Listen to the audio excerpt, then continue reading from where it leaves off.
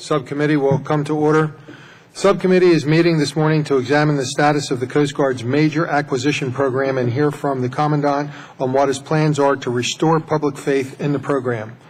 Though the subcommittee previously held an acquisition hearing in April, we promised to revisit the issue often to ensure that the Coast Guard's major acquisition programs continue to improve by addressing valid concerns over rising costs, schedule delays, and capability shortfalls. As part of our oversight effort, the committee asked the Government Accountability Office to review the current program to determine whether it is still on track and to make recommendations to ensure its success. The GAO is here today to present those findings and recommendations. In 2002, the Coast Guard signed the contract to begin the acquisition program formerly known as Integrated Deepwater System. Deepwater was supposed to provide a complete recapitalization and modernization of the service's larger aging assets, as well as its outdated communications and information systems over a 20-year period. Now, nearly a decade later, the subcommittee is concerned that the service has less to show for the investment of over $7 billion in taxpayer money than it should. The GAO found that the 2007 rebaseline for Deepwater programs is no longer viable. Using that rebaseline as a guide of the Coast Guard's 17 large acquisition programs, 10 are over budget, 8 are behind schedule, and 6 are both over budget and behind schedule. I hope that the Commandant will address this issue and update the subcommittee on his efforts to provide a more realistic appraisal of total acquisition cost and timelines.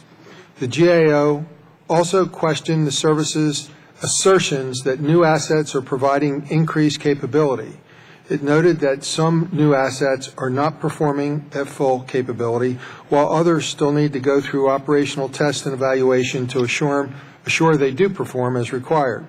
Take, for example, the National Security Cutter.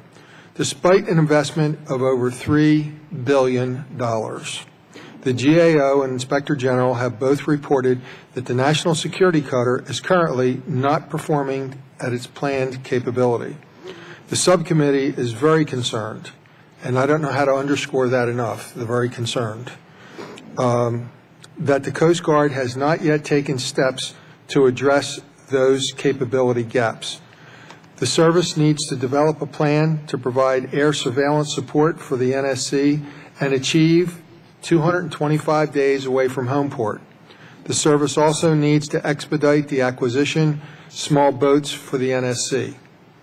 The Transportation and Infrastructure Committee felt strong enough about these issues to include prescriptive language on the National Security Cutter in the Coast Guard and Maritime Transportation Act of 2011.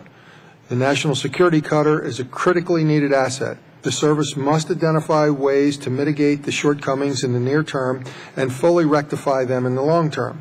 I know I speak for many, if not all of my colleagues, when I say that I cannot support an acquisition program that spends billions of dollars on so-called state-of-the-art assets only to find out they're not performing as promised.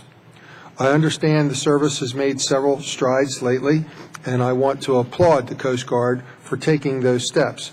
However, since precious time and money was wasted under the old Deepwater program, I feel that we're now at a critical point where the rate of decline in legacy assets has overtaken the rate of progress in bringing new assets online.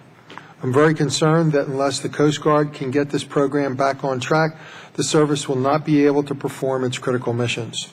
I know that the service is working hard to ensure that doesn't happen. I look forward to hearing from the Commandant on how these acquisitions are a good investment for the taxpayer and how we're going to get the results that we were promised. I want to thank the witnesses for being here today, and now I'll turn to Mr. Larson.